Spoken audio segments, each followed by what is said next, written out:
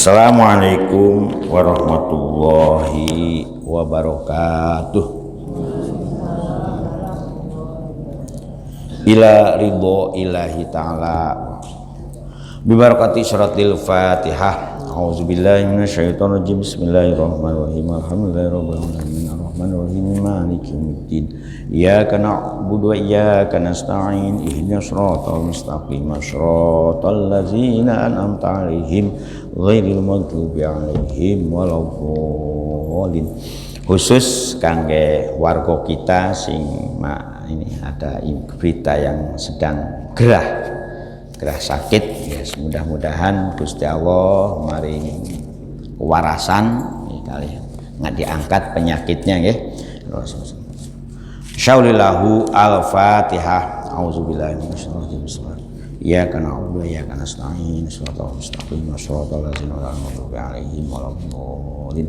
Bismillah, alhamdulillah, la haula wala quwwata illa billah. Asyhadu alla ilaha illallah wahdahu la syarikalah wa asyhadu anna sayyidana Muhammadan abduhu wa rasuluhu la nabiyya ba'dah. Allahumma ya muqallibal qulub tsabbit qulubana ala dinik. Allahumma iftah qulubana ka fathil arifin wa nawwir qulubana bi hidayatil yakin. Alhamdulillah para bapak, para ibu, ini sekarang sudah masuk bulan Mei, tanggal 1 Mei dan libur nasional, hari buruh. Mudah-mudahan buruh kita semakin sejahtera, ya, termasuk saya ini masih buruh, Bu, dereng pensiun buruh. Guys, mudah-mudahan Gusti Allah paring ini, ya. Nah, ada lagi kan hari santri, hari santri, hari buruh, hari apa lagi, banyak liburnya di kita ini, hari-hari keagamaan libur. Termasuk hari ini Konghucu apa, hari liburnya.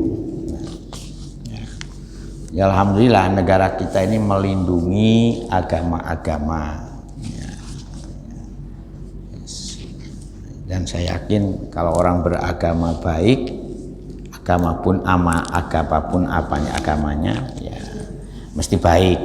Nah, kita sebagai orang Islam izin kalau tidak baik, izin, karena agama Islam ini kan agama yang betul-betul inna dina indawahil Islam. Kok tidak baik?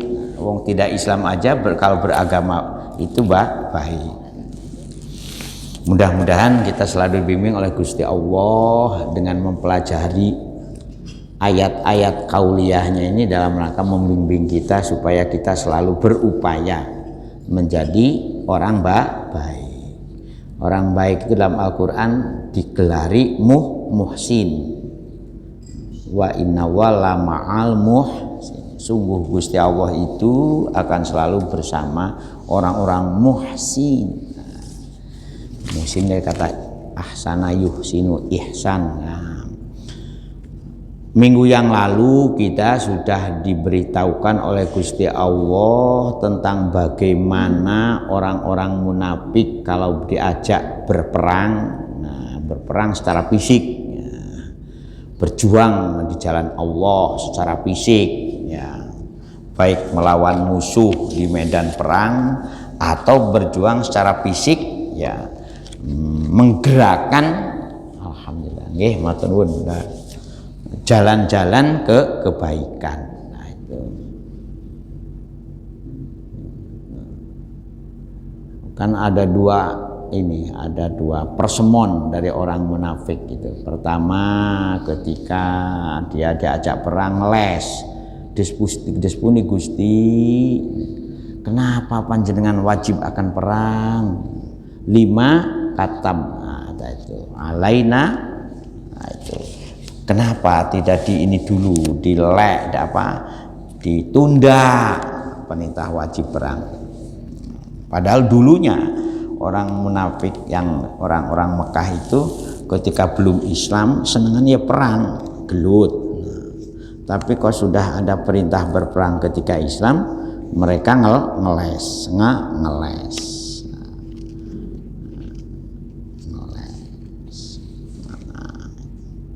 Sekarang kita teruskan lagi tentang bagaimana orang munafik lagi ini.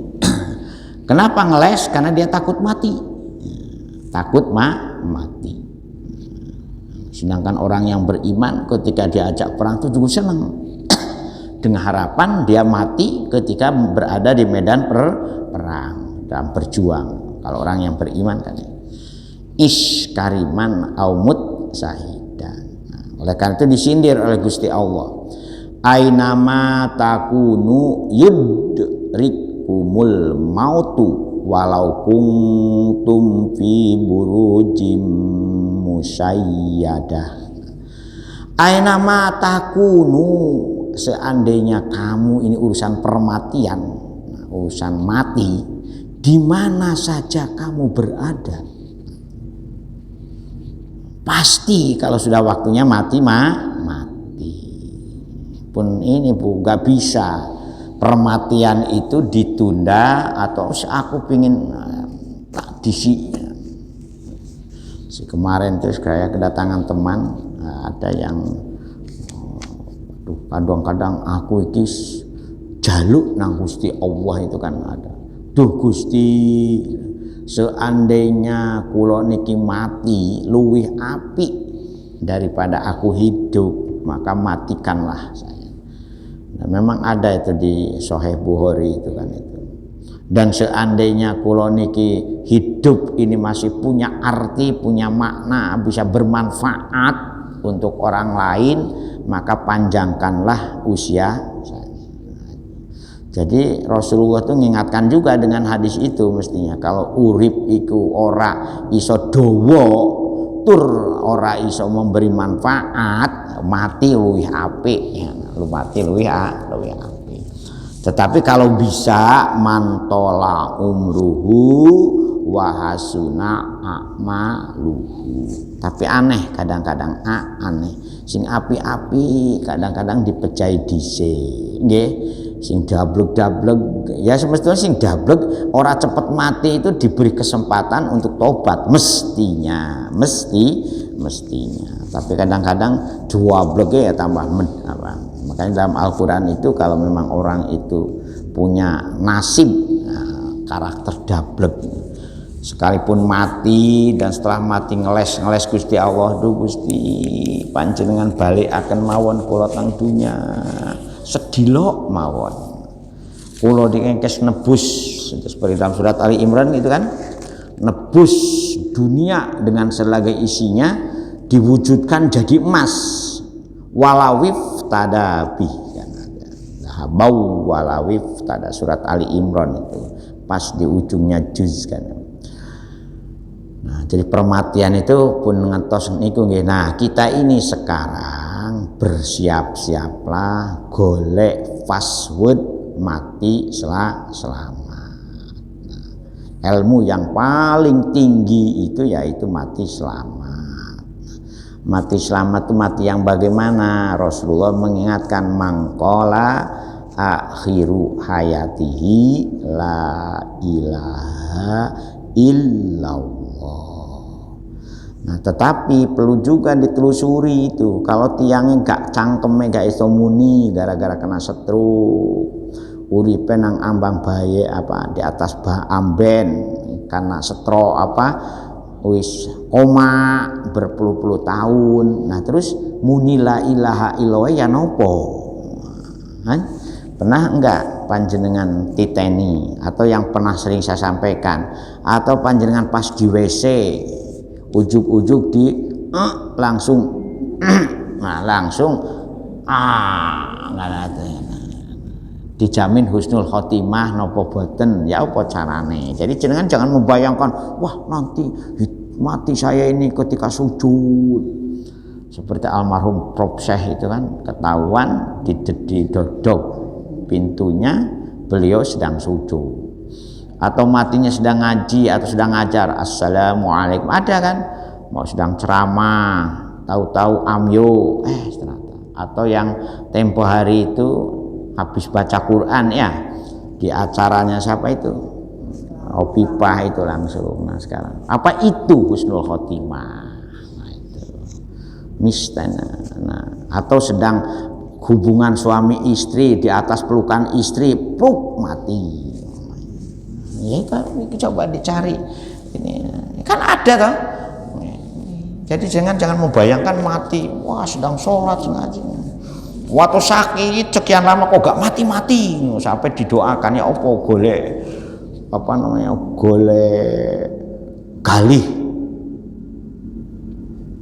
kelor ben cepet mati, jimat-jimatnya ben kena dibuang, atau golek ini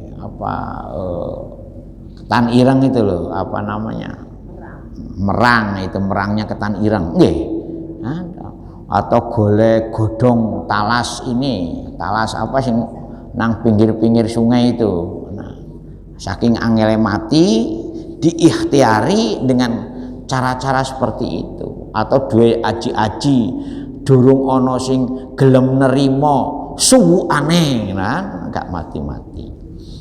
Nah, makanya perlu dielmoni saestu. Karena permatian ini ainama takunu yudrikumul mautu, di mana saja kamu berada ya, permatian ini pasti datang yudrikum ya, mongkon nekani kita semua mati ini. Gak bisa dihindari nah. Layas takhiru nakasaatan walayas jaluk cepet Gusti pateni ae kalau aku selalu dilarani karo bojo ya kan ada itu sing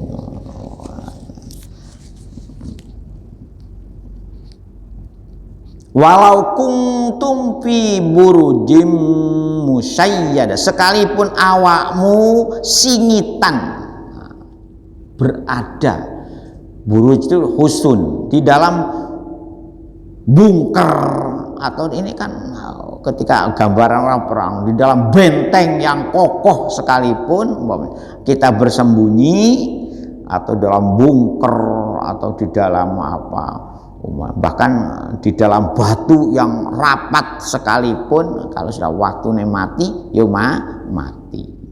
Jadi jenengan pun ini makanya jangan usah. Nah ini gambaran untuk orang-orang yang semangat juangnya ini. Ya apa ngurusi masjid Kebon Sari kok disantet. Wah, ini kok takut enggak usah ini. Sebab di ayat sebelumnya bagaimana ina kaidas syaitoni kana doifa kan ayat sebelumnya gitu, sungguh rekaya daya setan model apapun pasti kalau tekad niat perjuangan kita di jalan Allah kokoh, kecil katanya, lemah katanya. Nah, itu. Monggo bapak-bapak yang berjuang ini gak usah ragu, gak usah mang-mang, mati pun ditekadi. Nah, jangankan orang mangan, orang ngumbe, mati pun ditekadi. Nah, berjuang di jalan Allah, ya. Ibu-ibu ini banyak itu ibu-ibu yang mahalai ada tokoh pejuang perempuan Mahalayati ya yang sekarang dikukuhkan jadi pahlawan nasional. Ada lagi yang terkenal itu Ratu Kali Nyamet ya, pernah dengar itu ya. Terus ada lagi artinya Raden Kartini. Tapi kalau diperingati kok hanya berkebaya ya, nggak ditiru perjuangannya Kartini. Perjuangannya berkebaya, kontes kebaya sampai berapa kilo itu ya, di Madiun ya Bu ya, nggak nonton Ibu kontesnya ya Mbok yo rodo inilah rodo keren sedikit ya apa namanya napak tilas perjuangan RA Kartini. Napak tilas perjuangan Cut Nyadin. Nah, monggo Bu kalau mau pingin semerap makamnya Cut Nyadin kalau fasilitasi bareng-bareng karena tenggen kulo teng Sumedang. Rumahnya masih ada. Rumah pembuangannya dari Aceh ke Sumedang itu masih ada, masih utuh. Rumahnya dipertahankan sebagai cagar budaya. Makamnya juga berdekatan dengan makam raja-raja Sumedang. Jadi Sumedang itu turunan kerajaan juga, Bu, jangan diremehkan ya. Oh, ada kerajaan Sumedang Larang. Bahkan menurut cerita Rojo Mojopahit itu keturunan Sumedang, Bu, menurut Babad Tanah Jawa. Menurut Babad ya, Bu. Jadi kalau saya ke Jawa Timur tuh ya gak keliru lah. Nah, dapat istri Jawa Timur. Ainama takunu yudrikumul mautu lawa kuntum fi burujim musyayya. Sekalipun kamu bersembunyi di balik benteng yang kokoh, yang tinggi. Musyayya itu kokoh, tinggi, ora tembus peluru, anti. Nah, seperti tempo hari itu ada yang nonton nggak, Bu, tentang apa itu di Najwa, itu kaitannya dengan ruang pertemuan rumah Pak Harto di Cendana ketika beliau menerima tamu-tamu penting dari berbagai negara. Ternyata ruangannya itu kacanya kaca anti peluru, nggak lihat jenengan. Nah, sekali-sekali coba dibuka itu. Rumahnya luar biasa, sehingga sebagai istananya Cendana, keluarga Cendana. Nah, kemudian yang itu yang diwawancarai kan Tommy, kebetulan Tommy Soeharto. Setelah menang Pak Prabowo, bagaimana keluarga Cendana dengan kemenangan Pak Prabowo? Ya mesti mendukung. Dan itu di mata Najwa. Ya, saya kadang-kadang nonton TV pas acara-acara seperti itu gitu loh. Walau kuntum fi burujim musyayyada. Makanya ada baju krey. Rasulullah sendiri punya baju krey. Cuman sayang beliau ini sampai wafat baju kreynya digadaikan. Jadi urusan perhutangan mau meninggal dunia jangan ini, Bu. Jangan kecil hati. Ya opo utang uci akeh kok mati saiki. Nah, selama yang penting kalau jenengan punya utang ditakar. Apakah kekayaan yang dimiliki masih cukup kalau dijual habis untuk bayar utang? Ojo sampai defisit. Kekayaannya entek kurang. Nah, jadi makanya muncullah istilah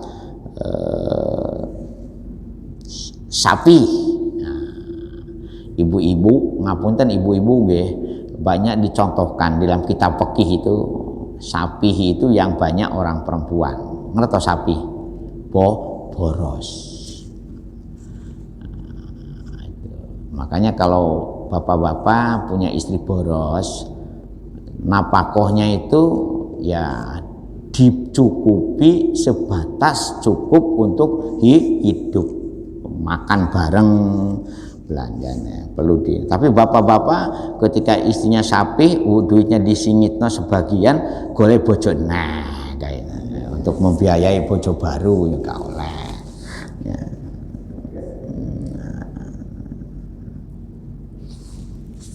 Jadi makanya muncullah istilah ini ruhul mukmin mu'alaqatun biddain. Hati-hati juga orang-orang yang beriman kalau mati maka ruhnya ini ya akan selalu gentayangan sebelum utang-utangnya lunas. Bahkan ada hadis yang menjelaskan Rasul pun boten purun nyolati tiang sahabatnya yang mati punya utang. Maka di kita ada orang meninggal dunia itu sebelum dikubur makanya unen-unen dulu nggih. Sae napa ele napa sae. Nah, setelah itu baru sinten mawon sing merasa punya hakul adami dari almarhum mayit ini maka ini bapak-bapak yang meninggalkan harta warisan sebelum dibagi waris maka wajib dipenuhi satu biaya tahziznya mayit, yang kedua utang-utang Utang itu dibedakan menurut Imam Syafi'i, utang dengan Gusti Allah dan utang dengan sesama manusia. Utang dengan Gusti Allah contohnya zakat. Jadi kalau panjenengan meninggalkan warisan banyak, belum dizakati, sebelum dikurangi zakatnya, maka harta itu haram untuk ahli warisnya itu. Terus yang kedua, hutang-hutang sesama manusia. Nah, bagaimana kalau muflis, yaitu entek antara hutangnya karo bondone entek. Nah, ini diperhilapkan. Ada yang menjadi tanggungan ahli warisnya. Jadi ahli waris itu bukan hanya menerima kalau yang mayit itu punya banyak duitnya atau punya hartanya, tetapi kalau ahli mayit meninggal dunia punya utang, maka ahli waris pun, terutama ahli waris anak, maka wajib membayarkan hutang bapaknya atau ahli. Nah, kalau tidak semuanya dipenuhi oleh ahli warisnya, wajib dipenuhi oleh negara. Nah, maka muncullah mustahik dalam surat At-Taubah ayat 60 itu, orang yang berhak menerima zakat diantaranya gharim. Itu sebetulnya. Makanya negara itu harus aktif niteni penduduknya itu, menteri warga negaranya itu. Warga negaranya ya opo. Nah, kalau dia punya utang, maka negara wajib menanggung beban hutang dari warga negaranya melalui skema mustahik zakat. Makanya perlu itu. Kecuali, kalau yang menghutangi fa in kana du usratin, terus panadiratun ila maisar. Tetapi di akhir ayat itu kan wa anta sodaku. Nah, kasihan lah JJ ini punya utang ini. Tapi kan umahnya di Jombang, Surabaya Jombang itu kalau bawa mobil gak cukup 300 Bu. Kalau lewat tol. Tolnya PP itu sekarang 146, jadi hampir 150. Kemudian bensinnya kalau Pertamax, wah itu 150 kurang. Wah sakno, bebas naik. Makanya ada unen-unen di UIN itu. Kalau dosen UIN yang hebat, kalau dia, tapi kalau itu contohnya masalah permatian itu. Maka jenengan gak usah fala takhsyaul kita. Akhirnya ketika mereka ini mati, takut berperang. Nah, tetapi oleh karena Gusti Allah mengingatkan, oh coba diajak perang itu, jangan takut diajak berjuang itu. Takut nanti kalau dibacok ketika jalan ke masjid umpamanya, gara-gara semangat ngurusi permasjidan umpamanya, atau disantet umpamanya. Ya gak usah takut, serahkan mawon pada Gusti Allah. Oleh karena fala takhsyawun kita, jangan sampai takut kamu berjuang berperang ya ketika karena apa? Karena khauful maut itu jangankan berperang, kamu bersembunyi di balik benteng yang kokoh atau di dalam bunker lah sekarang ini. Makanya negara-negara Timur Tengah itu rata-rata sudah punya bunker. Konon raja-raja Arab Saudi itu keluarganya itu punya istana di bawah tanah. Jadi kalau panjenengan jalan-jalan ke Jeddah itu ditunjukkan ini di bawahnya itu di antara istana yang satu dengan istana yang satu di bawah tanah nyambung. Nah, itu nggak pernah diceritakan oleh ketika jenengan haji atau umroh ketika ke Jeddah diajak keliling, ini istana siapa, ini istana siapa, ini istana, nggak pernah. Dereng. Nah, kalau dereng ayo umroh bareng-bareng. Nah, ya, amin ya. Nah, orang-orang yang ngeles, ketika diajak berjuang ini, wa ing tusibhum hasanatun yaqulu hadihi min indillah. Tetapi wa ing tusibhum sayyi'atun, nah itu diitukan di yaqulu hadihi min indik. Nah, Rasulullah Kanjeng Muhammad dijadikan sasaran ini, sasaran bully. Wa ing tusibhum, seandainya dan seandainya mikenani hum ing orang-orang munafik saat itu. Nah, mungkin sekarang juga orang munafik itu senengannya kan ngeles, senengannya ngilok-ngilokno, senengannya menghindar dari tanggung jawab. Nah itu. Wa ing tusibhum lan tatkala mikenane hum ing wong-wong munafik. Nah di sini kebetulan saat itu ketika ayat ini turun terkait dengan kelompok Yahudi Madinah yang diajak berperang itu kadang-kadang ada yang semangat dan ada yang pura-pura. Apa yang menimpa kepada mereka? Hasanatun, kebaikan. Nah, contohnya hisbun, yaitu atau wasaatun, umpamanya rezeki yang banyak, kemudian mencari rizki mudah. Waduh, aku koyo-koyo dilulu, buka toko ini langsung untung, buka toko ini langsung untung, duwe wedus langsung beranak pinak. Digampangkan lah rizkinya, digampangkan.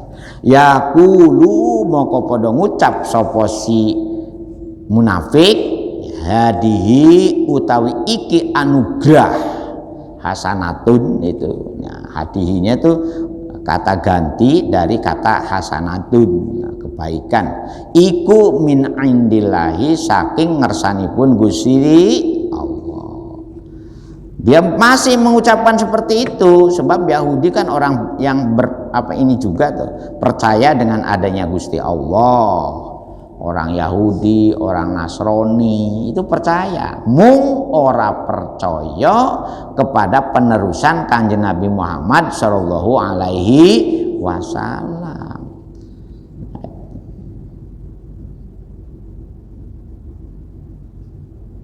Hadihi katanya utawi iki hasanatun iku min indillahi, saking ngersanipun Gusti Allah. Wa ing tusibhum lan tatkala mikenani ya hum ing wong-wong Yahudi saat itu atau sekarang secara umum ini merupakan humnya itu kata ganti dari orang-orang munafik, orang-orang yang diajak perang, diajak berjuang.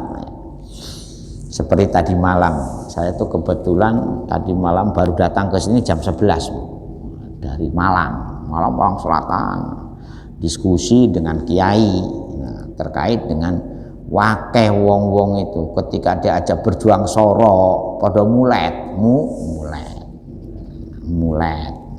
Tetapi ketika diajak dikait duit seneng, tapi kalau diajak, nah sekarang ini Indonesia menurut beliau ini sudah kekurangan orang yang diajak berjuang temenan, apalagi mau berkorban.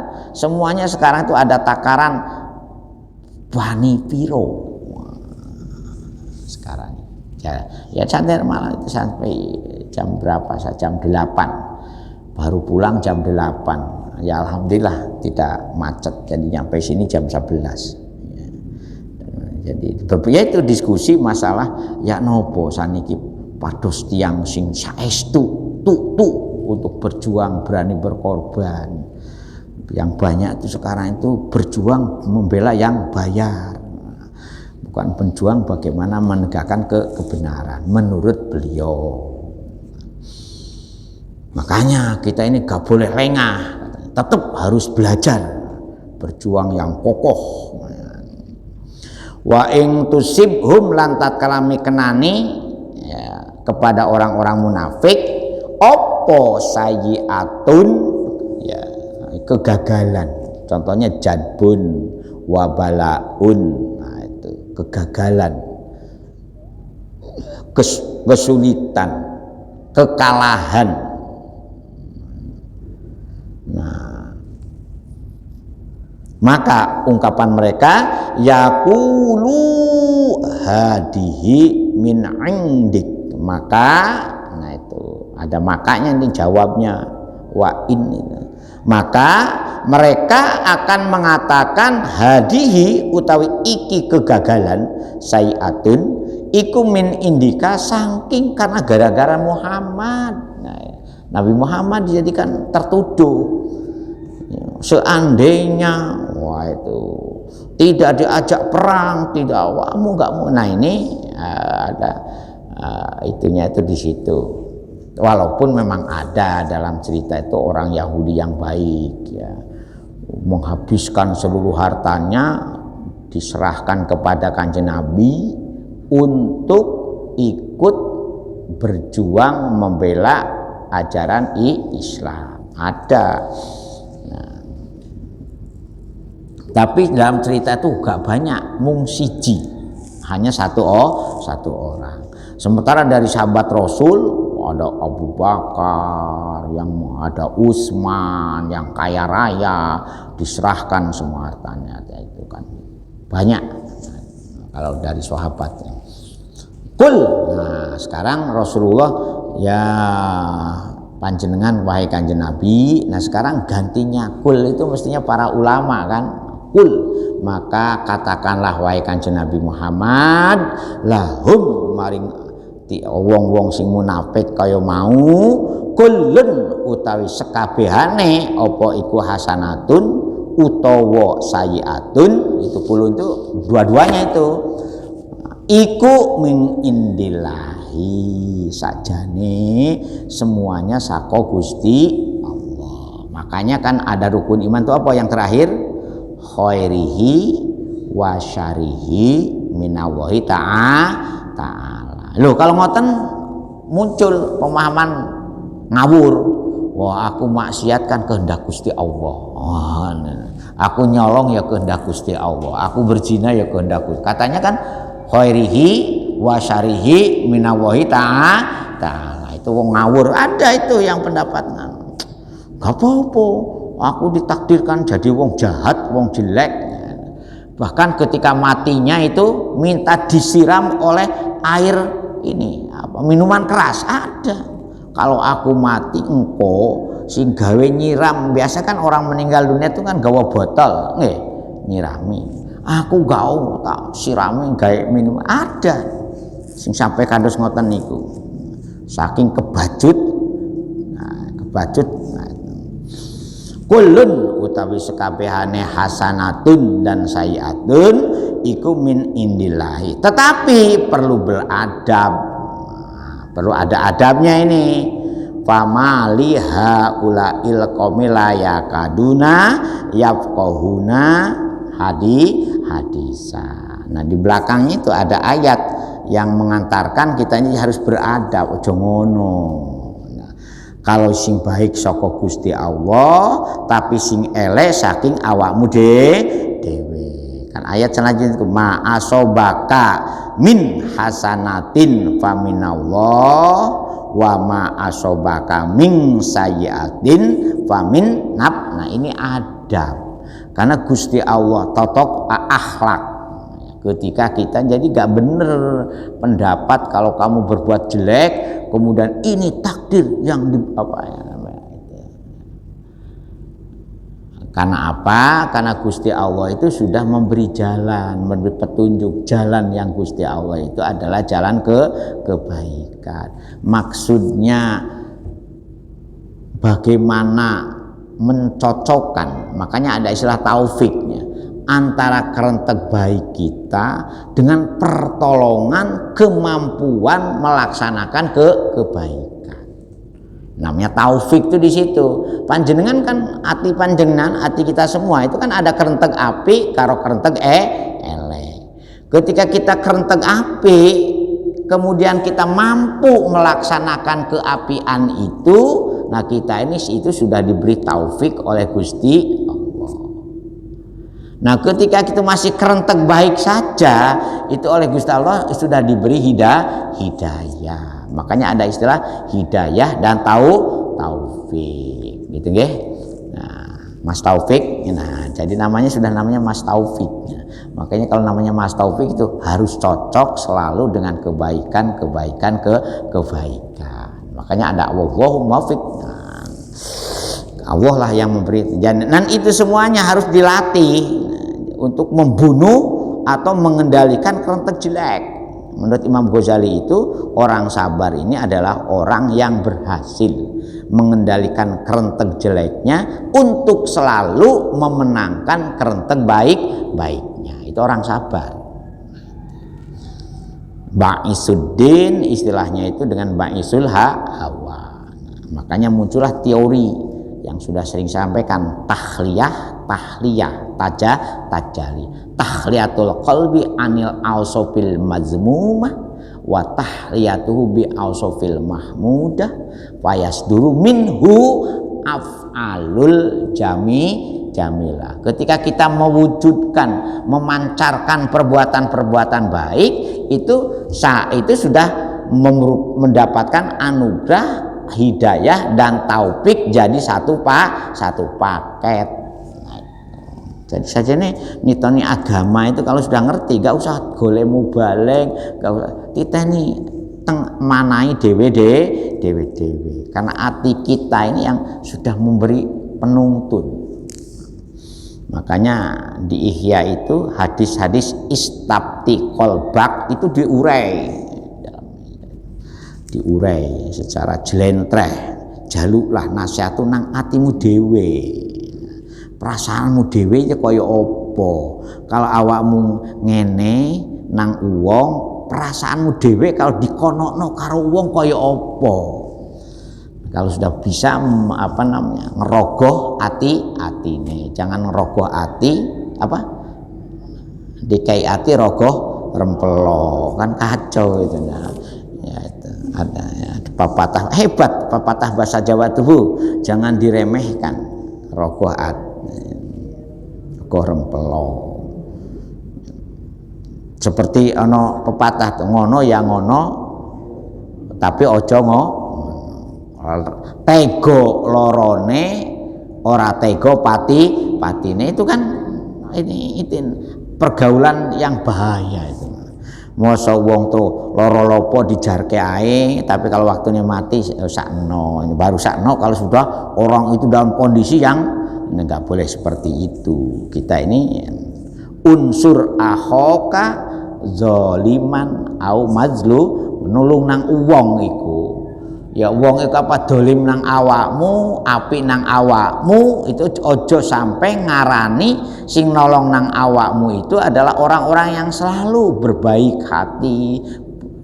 Tetapi orang-orang yang berburuk hati, yang berakhlak bejat pun harus kamu tolong. Nah, bingung para sahabat, kados napa Rasul nolong kanggo tiyang sing kados ngoten niku. Awakmu berupaya ya opo carane iso nyadarno, sehingga bisa mencegah dari orang berbuat dolimnya itu. Nah ini